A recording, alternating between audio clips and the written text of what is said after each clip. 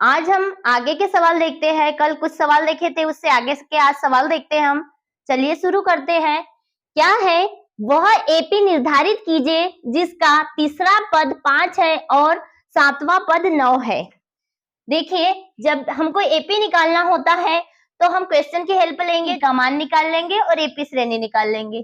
Solve देखते हैं हम क्या क्या दिया है हमारे पास। गिवन दैट हमारे पास दिया है जिसका तीसरा पद 5 है। तीसरा पद क्या है हमारे पास? 5। तो हम क्या लिखेंगे? तीसरा पद को कैसे लिखते हैं? A3 इज इक्वल टू व्यापक रूप क्या होता है तीसरे पद का? A प्लस 2D होता है। तो हम यहाँ पे क्या कर देंगे, हमें तीसरा पद तो 5 दिया है तो इसके जगह हम क्या रख देंगे? 5 और A प्लस 2D रख देंगे। ऐसे ही इसको इक्वेशन फर्स्ट दे देते हैं और फिर सातवां पद हमको 9 दिया है तो सातवां पद का व्यापक रूप क्या हो जाएगा? A7 is equal to A plus 6D। इसमें भी इसका मान रख देंगे तो सातवां पद 9 है तो इसके जगह हम क्या लिख देंगे? 9 is equal to A plus 6D। इसको इक्वेशन सेकेंड दे देते हैं। अब हम क्या करते हैं? इक्वेशन फर्स्ट और सेकेंड को विलोपित करके A और D के मान निकाल लेते हैं और A और D के मान की हेल्प से हम क्या निकाल लेंगे? एपी श्रेणी निकाल लेंगे। तो हम क्या करेंगे यहाँ पे? अब इक्वेशन सेकेंड माइनस इक्वेशन क्या कर देते हैं? फर्स्ट कर देंगे तो हमारे पास ए का मान निकल के आ जाएगा। चलिए करते हैं। 9 is equal to A plus 6D और यहाँ पे करेंगे हम 5 is equal to A plus 2D। अब इसको विलोपित करेंगे, यहाँ पे हम माइनस कर देते हैं, प्लस को माइनस, प्लस वाले को माइनस और यहाँ भी प्लस वाले को माइनस। अब हमसे A से A विलोपित हो जाएंगे अपोजिट चिन्ह के कारण। यहाँ क्या बचेगा?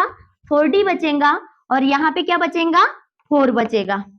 अब ये क्या हो जाएगा? इसको यहाँ पे लिखेंगे तो 4/4 मल्टीप्लिकेशन में है तो डिवाइडेशन में आ जाएगा और एक कैंसिल आउट होके क्या हो जाएगा? D का मान 1 आ जाएगा।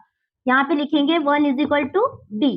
अब इस D का मान हम कोई भी इक्वेशन में रख देंगे और हमारे पास A का मान निकल के आ जाएगा। तो हम रख देते हैं इक्वेशन फर्स्ट में। तब इक्वेशन फर्स्ट क्या हो जाएंगी हमारे पास?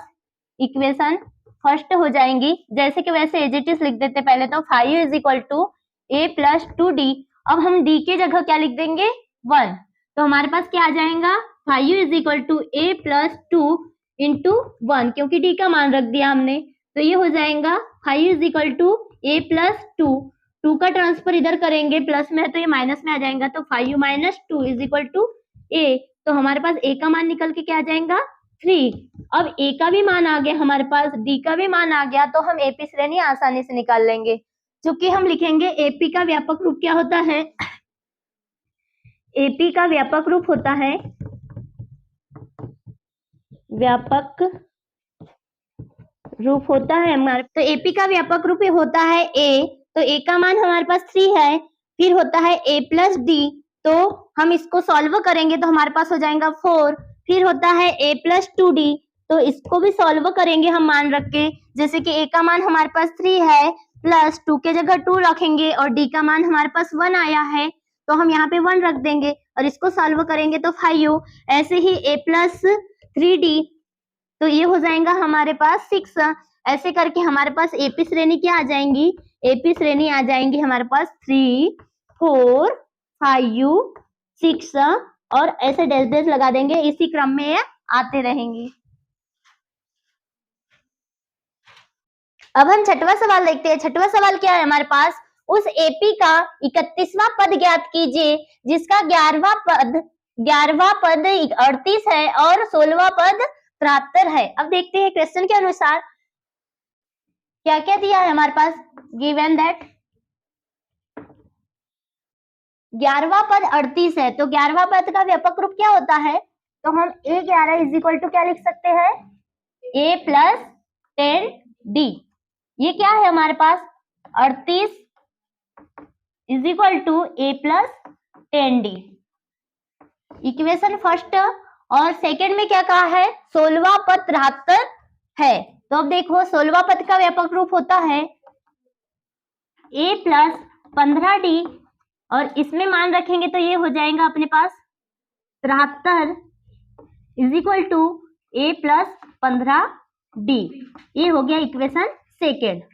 अब अपन ये व्यापक रूप से हमने इसको इस टाइप से अरेंज कर लिया है व्यापक रूप की हेल्प से। अब हम equation second minus equation first करेंगे तो देखते हैं आगे की प्रोसेस क्या होंगी। 73 is equal to A plus 15d और 38 is equal to A plus 10d। अब इसको सॉल्व करेंगे तो यहाँ पे चिन्ह तो चेंज हो जाएंगे, तो माइनस किया है तो चिन्ह क्या हो जाएंगे हमारे, चेंज हो जाएंगे। इसको सॉल्व करने पे कैंसिल आउट हो जाएगा और यहाँ पे क्या बचेगा, 5t बचेगा और इस साइड बचेगा हमारे पास 35। अब इसको सॉल्व आगे करेंगे तो हमारे पास d इज इक्वल टू क्या हो जाएगा, 35/5। कैंसिल आउट होके हो जाएगा ये d का मान 7। अब हम क्या करते हैं, d के मान की हेल्प से हम a का मान निकाल लेंगे। तो a का मान कैसे निकालेंगे, हम d का मान कोई भी इक्वेशन में रख देंगे, इक्वेशन फर्स्ट या सेकंड किसी में भी। तो हमने इक्वेशन फर्स्ट में रखते हैं जैसे कि, तो इक्वेशन फर्स्ट क्या है हमारे पास, इक्वेशन फर्स्ट है हमारे पास 38 is equal to A plus 10d। तो इसको सॉल्व करेंगे तो ये हो जाएगा 38 इज इक्वल टू, ए का मान तो हमारे पास है नहीं, प्लस 10 और d का मान हमारे पास है 7। इसमें इंटू कर देंगे तो 38 इज इक्वल टू हो जाएगा a प्लस 70। अब इसका ट्रांसफर हम इस ओर करेंगे तो ये हो जाएगा 38 minus 70 is equal to a, और इसको सॉल्व करने पे हमारे पास आ जाएगा 32। अब हम क्वेश्चन के अनुसार एपी का 31वां पद देखेंगे।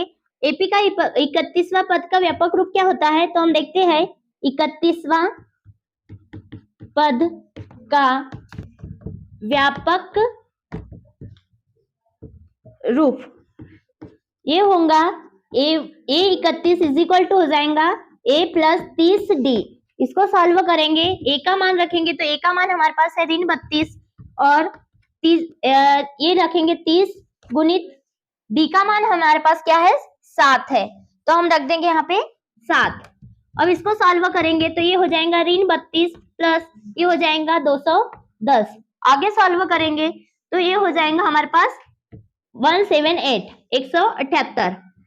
ये क्या हो गया हमारे पास 31वां पद हो गया। अतः हम कह सकते हैं कि एपी का 31वां पद 178 होगा। अब हम क्वेश्चन 7वां देखते हैं। क्वेश्चन 7वां क्या है, फूलों की क्यारी की पहली पंक्ति में 23 गुलाब के पौधे हैं, दूसरी पंक्ति में 21 गुलाब के पौधे हैं और तीसरी पंक्ति में 19 गुलाब के पौधे हैं इत्यादि। इसकी अंतिम पंक्ति में 5 गुलाब के पौधे हैं। इस क्यारी में कुल कितनी पंक्तियां हैं ये बताना है, तो हमें नंबर बताना है कि कितनी है। तो हम लिखेंगे n is equal to question mark और पहली पंक्ति में फूल कितने हैं, तो पहली पंक्ति में है हमारे पास, पहली पंक्ति में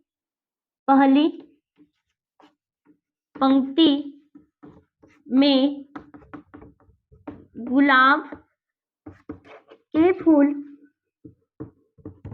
हमारे पास 23 है। इसी प्रकार दूसरी पंक्ति में गुलाब के फूल हमारे पास है 21 और तीसरी पंक्ति में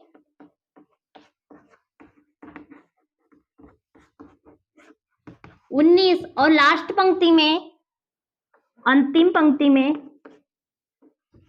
पंक्ति में गुलाब के फूल है हमारे पास 5। इसीलिए हमारी एपी श्रेणी क्या हो जाएंगी, इसीलिए एपी हो जाएंगी हमारे पास 23, 21, 19 और लास्ट पद हमारे पास 5 है, तो इस टाइप से लिख देंगे। यहाँ पे हम देखते हैं इससे कंप्रोमाइज करते हैं तो ए इज इक्वल टू हमारे पास 23 है, डी इज इक्वल टू हमारे पास सेकेंड पद में से फर्स्ट पद माइनस करेंगे तो 21 माइनस 23 करेंगे तो हमारे पास ऋण 2 आएगा और an हमारे पास है यहाँ पे 5। तब हमें क्या निकालना है, n is equal to question mark पंक्तियों की संख्या निकालना है। इसको सॉल्व करेंगे हम एक सूत्र से। सूत्र क्या होता है हमारा कि an is equal to a plus n minus 1 और d होता है। इसमें मान पुटअप कर देंगे तो यहाँ पे हमारे पास an का मान 5 है, तो यहाँ रख देंगे 5, और a का मान हमारे पास 23 है, और n का मान दिया नहीं है, n-1, और d का मान हमारे पास ऋण 2 है। तो रखेंगे हम, अब इसको सॉल्व करेंगे आगे, तो ये हो जाएगा 5 बराबर इससे 23 प्लस, नहीं हम इसका अंदर मल्टीप्लिकेशन कर देते हैं, तो ये क्या हो जाएगा -2n और +2, इसका रिलेशन इससे बना लेंगे तो ये जुड़ के क्या हो जाएगा 25 हो जाएगा। तो 5 बराबर इससे क्या लिख देंगे हम 25 और -2n लिख देंगे। अब हम इसका ट्रांसफर इस ओर कर देंगे तो ये क्या हो जाएगा हमारा 5 ऋण 25 इज इक्वल टू ऋण 2n हो जाएगा। और इसको हम आगे सॉल्व करेंगे तो ये हो जाएगा ऋण 20 और ऋण 20 इज इक्वल टू -2n। ये ऋण से ऋण कैंसिल आउट हो जाएगा और 2 से 10 टाइम कैंसिल हो जाएगा। हम कह सकते हैं कि इन कैरियों में कुल 10 पंक्तियां है। यही हमारा सॉल्व है।